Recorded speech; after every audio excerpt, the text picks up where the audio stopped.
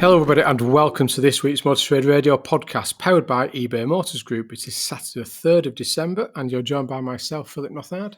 And me, Curtis Hutchinson. This is episode 65, season 8 of Motor Trade Radio, bringing you all the chatter that matters. Once again, we've gathered together this week's big car retailing stories across the franchised and independent sectors for you to enjoy all in one place, on demand, on your podcast feed. So before we get on to this week's shout-outs, have you got your advent calendar now started, Curtis, from the start of December? I haven't, but I yes, you've reminded me. Yes, we're in December, aren't we? Yeah, you need to get your advent calendar done. And by the time this goes out, we'll be three windows open. You will. So make sure you Yeah. get them done. So we've got some good shout outs this week, and we must start off with the first one to our friend and friends of the podcast, and that's in Car Dealer. On the back of their Car Dealer Used Car Awards that happened on Monday of this week. And Mr. Luscombe, Mr. Robin Luscombe from Suzuki, Luscombe Suzuki, has won the Lifetime Achievement Award?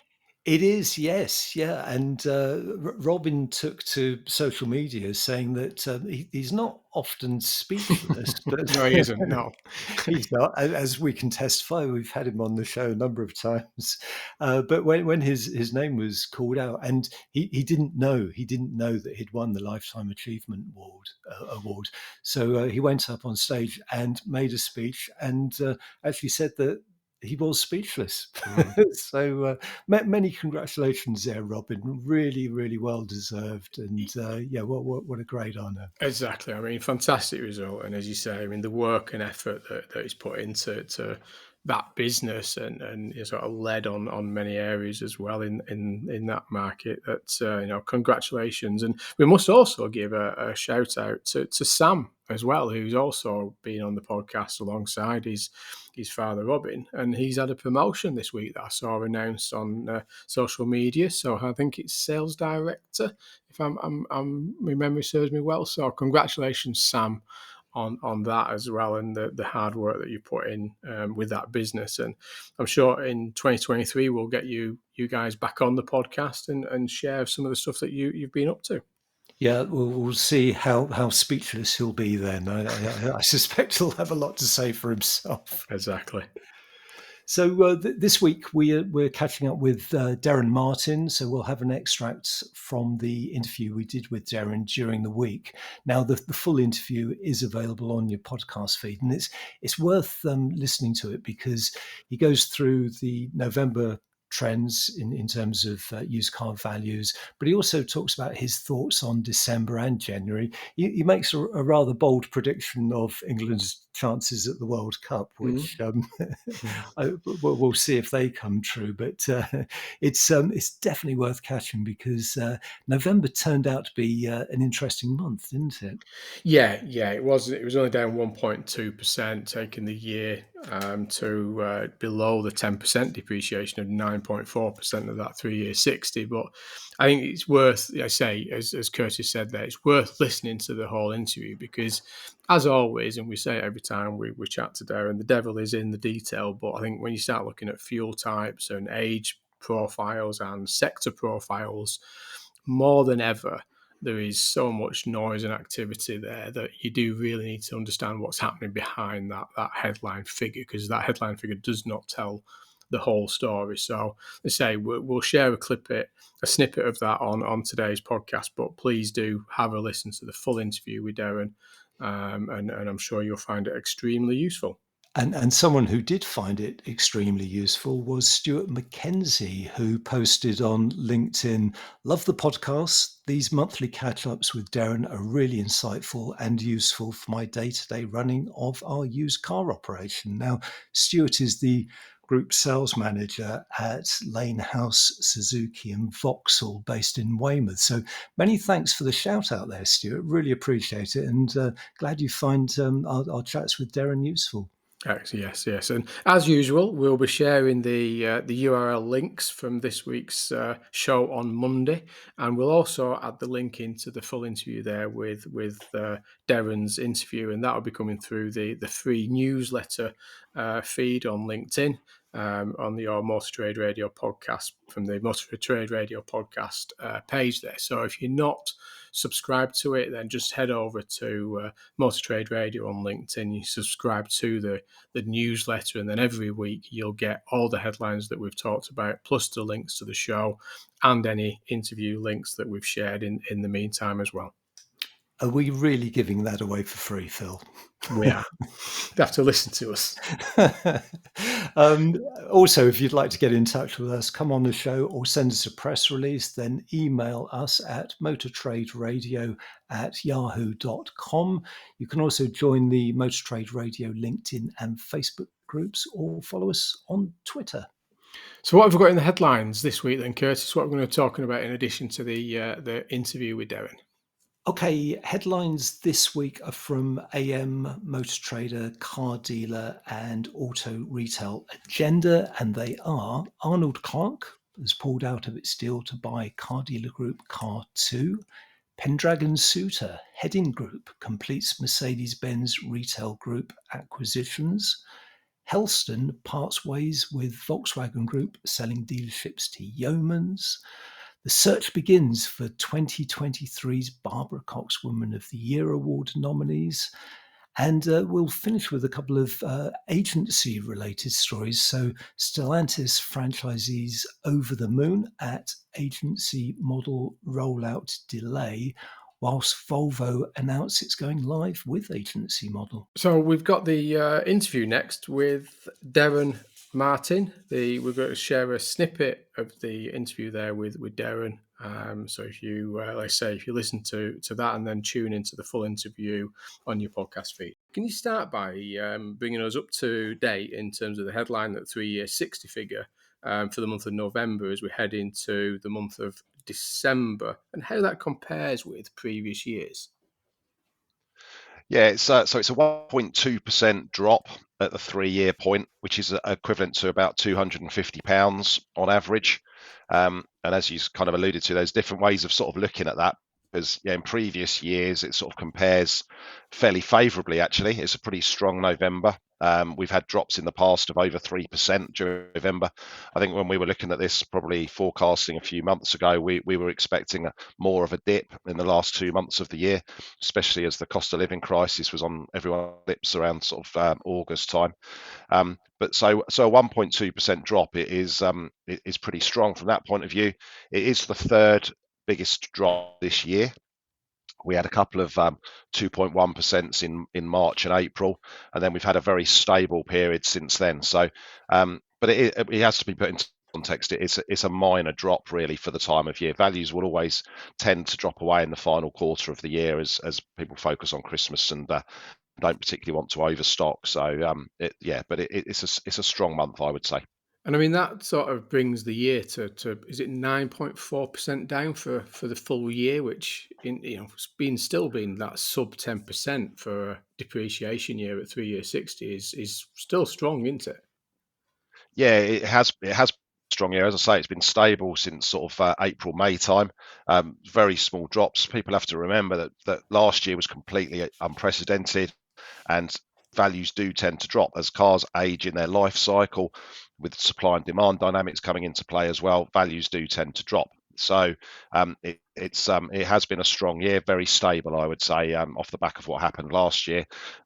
Reassuringly, no big crash, as we said there wouldn't be.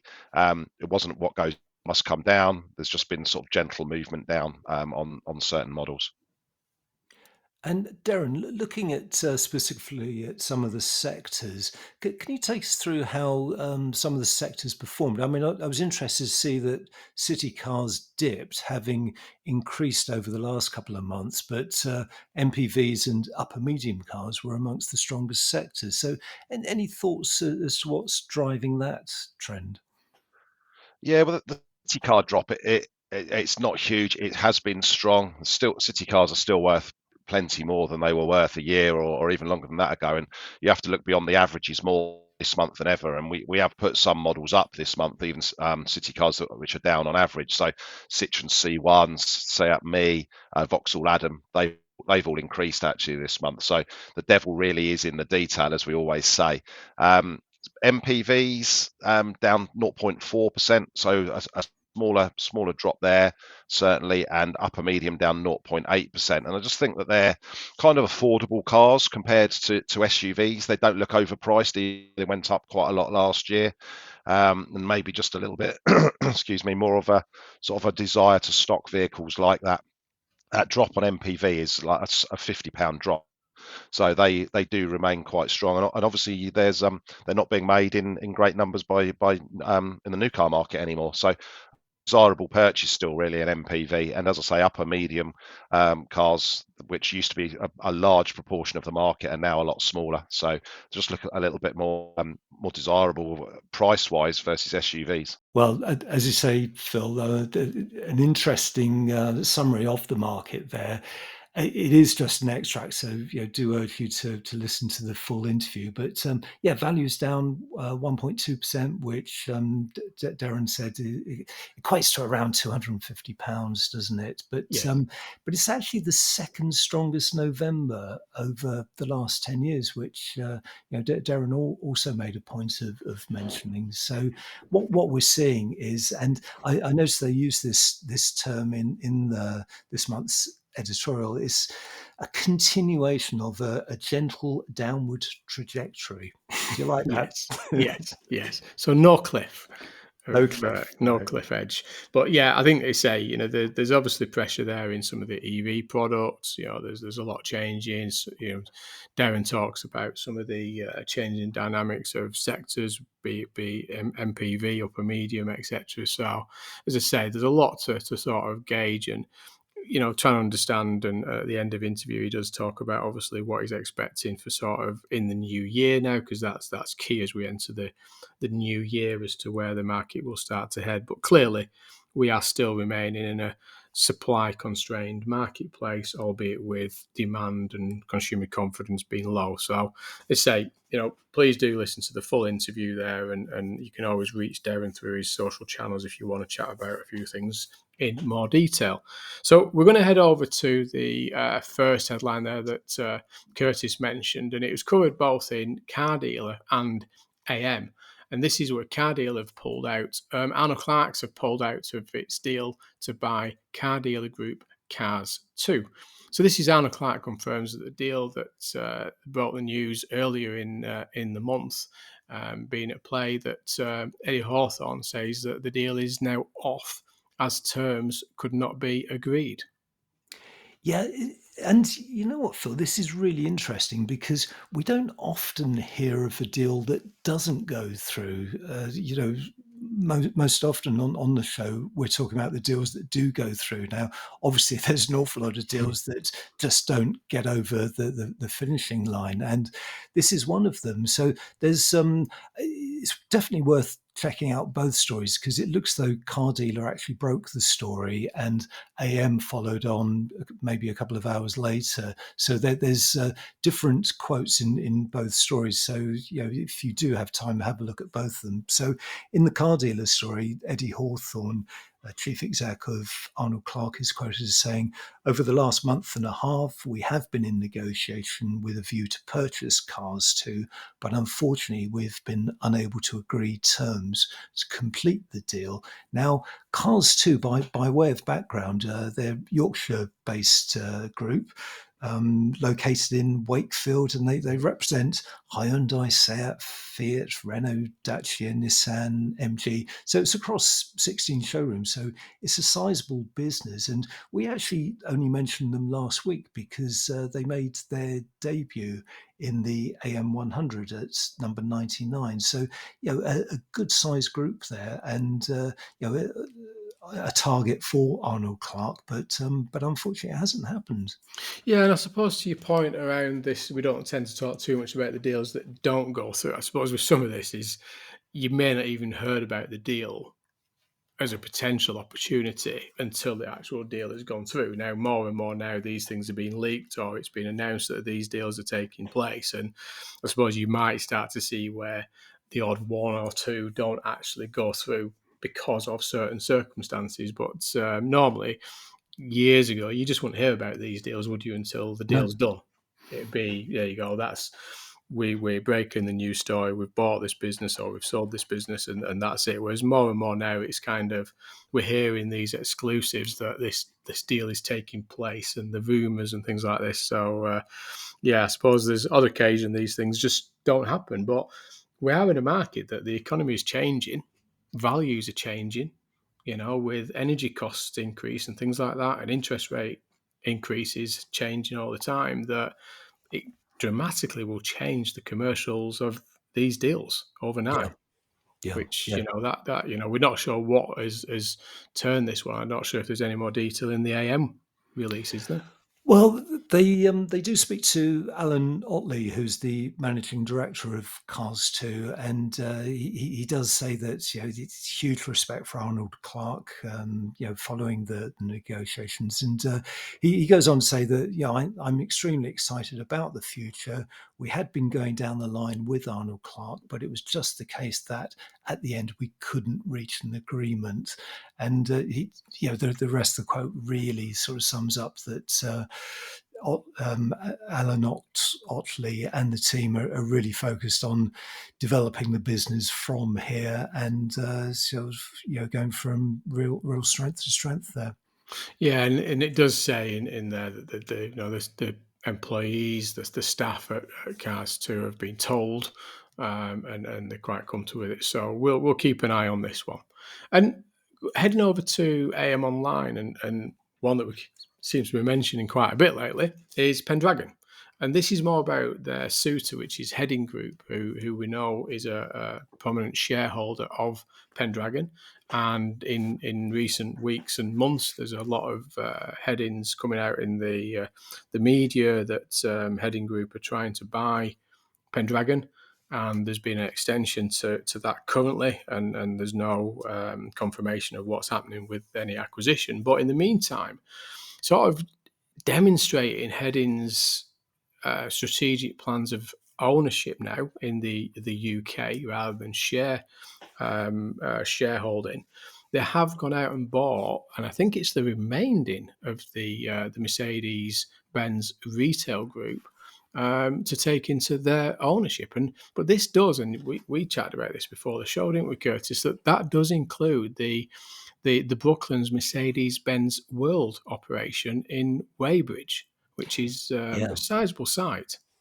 It is, yeah. So this actually covers the South London market area, and you're right. It's the last remaining market area being sold by Mercedes-Benz Retail Group as the brand moves out of retailing in the UK, and it follows disposals, similar disposals to Sytner, Sandown Motors, and L&L Automotive over recent months. So as you said, Hedin are of particular interest because of their size. They're the 14th biggest group in Europe, according to the latest ICDP analysis, which gives them 380 franchise points actually before this acquisition. But this acquisition covers, as you say, Brooklands Mercedes-Benz World, which we're assuming is purely the retailing side of that business, because that is a large operation there, run by Mercedes-Benz. So that's obviously in Weybridge, Surrey, but it's along with sites in Dartford, Croydon, and West Bromley. So this will be Hedin's first foothold really in the UK. And as you mentioned at the beginning, they are interested in Pendragon. They're a major shareholder, and they have put in a number of bids. And I think the current bid they've been given more time on. Yes. So that one's still up in the air. Yeah, but I mean, clearly there is a comment based on the acquisition from the founder and CEO of Hedin Mobility Group, which is Anders Hedin, and he said that through this acquisition we take our first step into Europe's second largest car market and establish a strong foothold for further growth. So, a clear intention there that there is more to come from the Hedin group in the UK. And, whether that is through the acquisition of Pendragon or not, there's a clear intention there for further growth of sites in the UK. And AM does point out in this story that it is kind of this particular acquisition is indicative of some of the foreign interest in the UK franchise dealer sector, because only last month AW Rostamani acquired 9 Westway sites from Nissan, as we reported on the show. So there is. I think there's renewed interest, now that the disruptions of COVID, we're hopefully, that is now in history, and it's just enabling some of those foreign investors to look at the UK afresh and start to look at possible acquisitions. Yeah.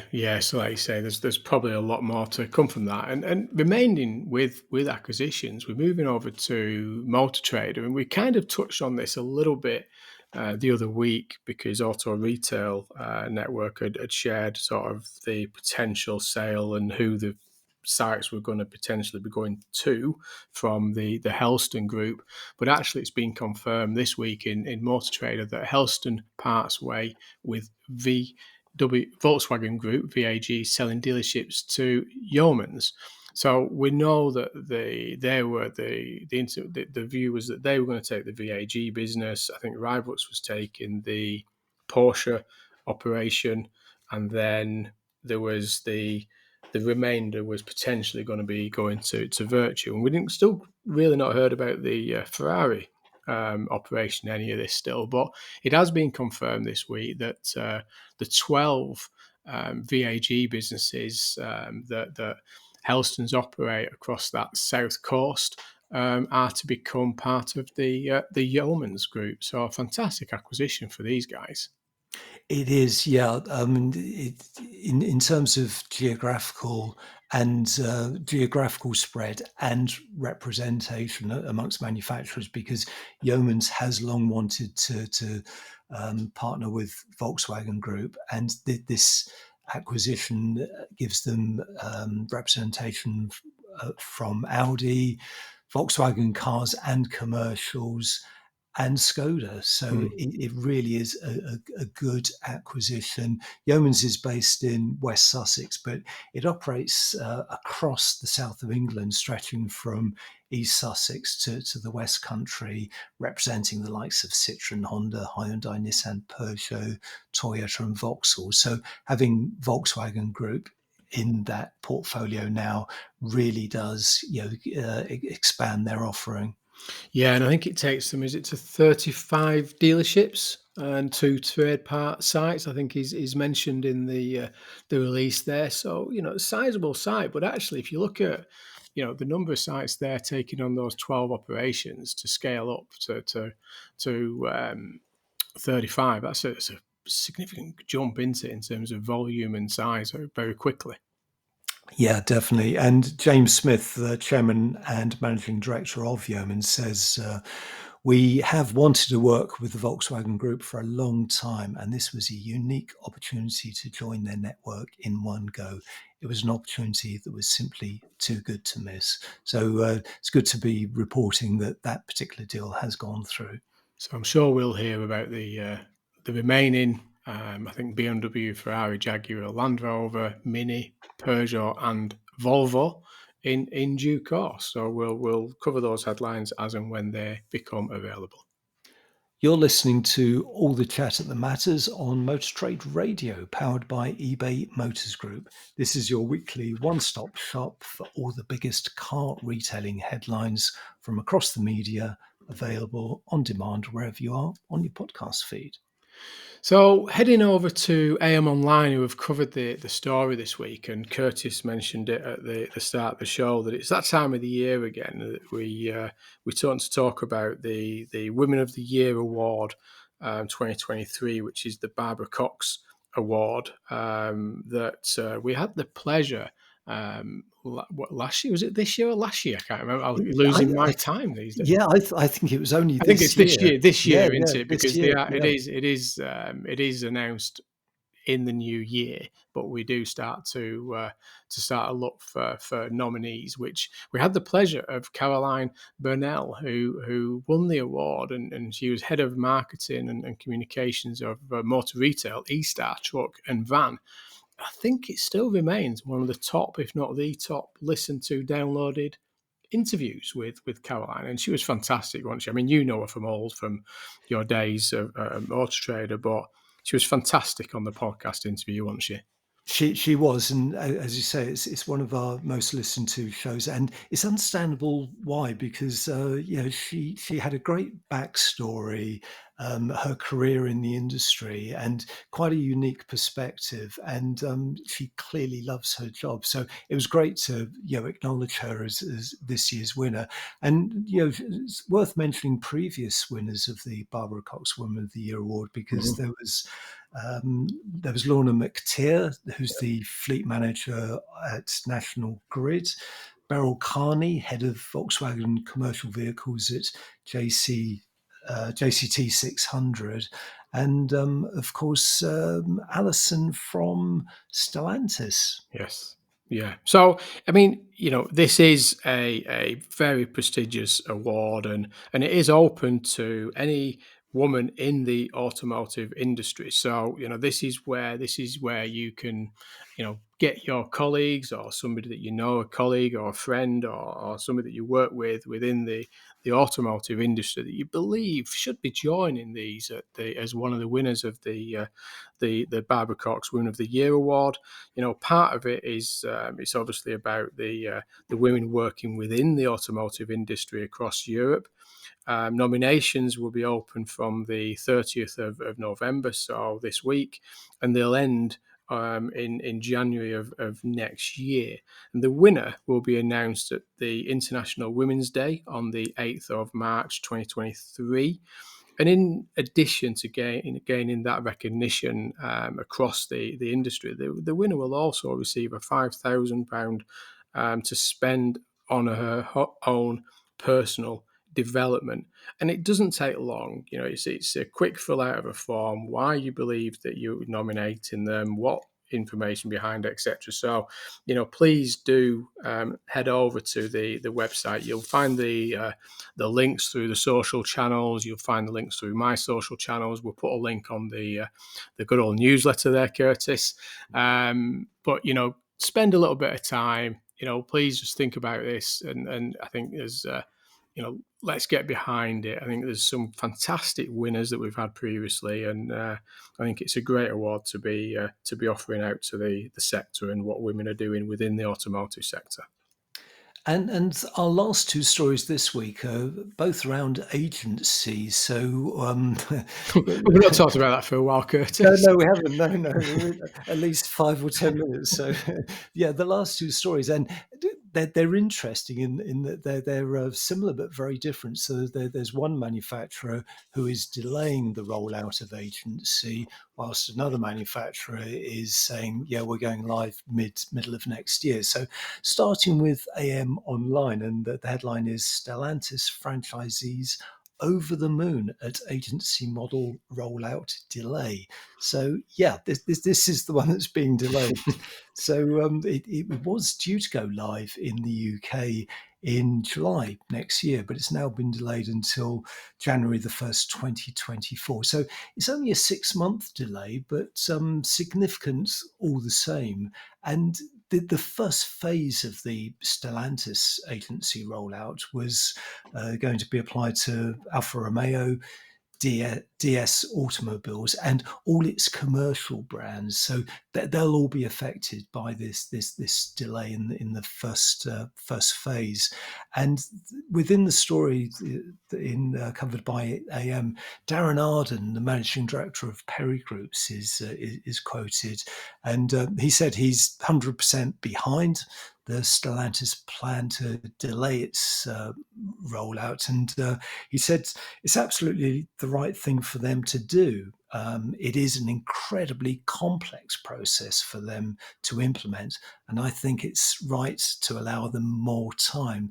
So, an interesting view there from a major shareholder, really, in Stellantis's future plans. Yeah, and there's a slightly more direct comment on it as well within the story that is from an undisclosed comment from a Stellantis franchisee who talks about that the initial rollout of the agency model agreements described the retail concept as the bane of my life and expressed the hope that any delay might indicate Stellantis was having second thoughts about its plans and that they think there is a chance that in the end we might well see the pure agency model die and become a thing that exists only for certain brands or models in it. So, I think there's a lot going on in agency, and again, you and I were talking before the show that maybe some of this is that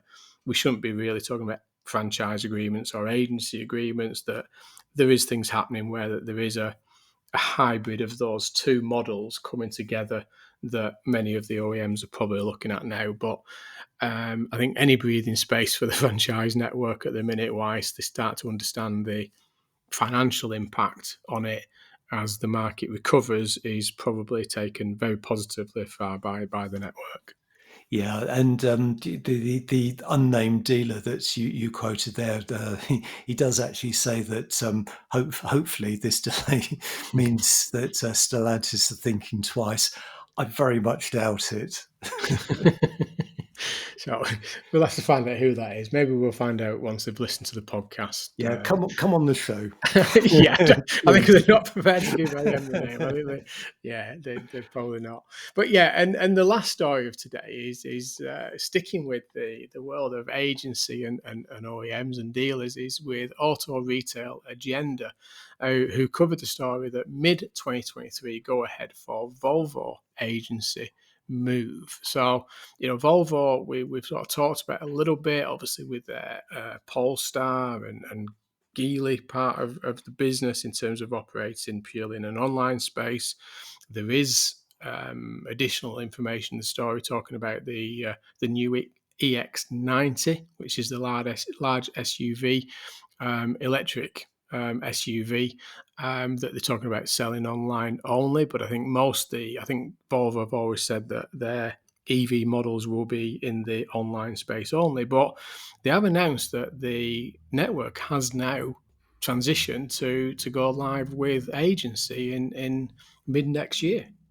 Yeah, that's right. So the piece does actually say contracts still have to be signed by each retailer, but Auto Retail Agenda understands that the network reached the terms of the shift from franchise to agency agreements at an investor conference that was held over the last week or so. So interesting quote here from a Volvo spokesman who says Volvo Car UK is working with the retailer network on transforming to become a direct consumer facing operation with strong digital solutions.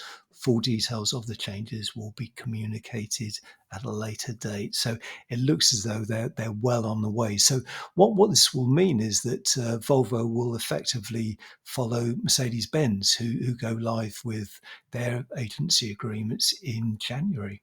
Yes, yeah. So I think we're starting to see the acceleration of this, and even with the delay from Stellantis, and on the assumption that it will still go ahead on the 1st of January 2024 after that delay, it's not that long off, and we'll soon be there with these transition, and there'll be some manufacturers, OEMs, that will be sort of holding back to see how the transition goes from some of the manufacturers, or they're waiting for the market to recover a little bit better than what it currently is and have a clear understanding of the economic future of the sector before they sort of get involved with this. So there is a lot going on, but I think no doubt, Curtis, I think we'll be talking about all this for some time to come yet, won't we, on a regular basis through the podcast. But we will try and keep you informed of that. And there are tickets available for an event that Auto Retail are holding in the new year, that they will be looking at the whole OEM and agency space. So do check out Auto Retail Network, and I'm sure you can get some tickets with those guys if you want to go to that event in the new year.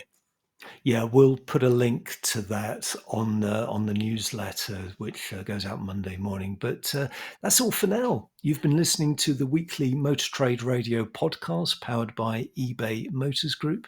Many thanks for joining us for all the chatter that matters. We're back with the headlines next weekend. Until then, it's goodbye from me. And it's goodbye from him.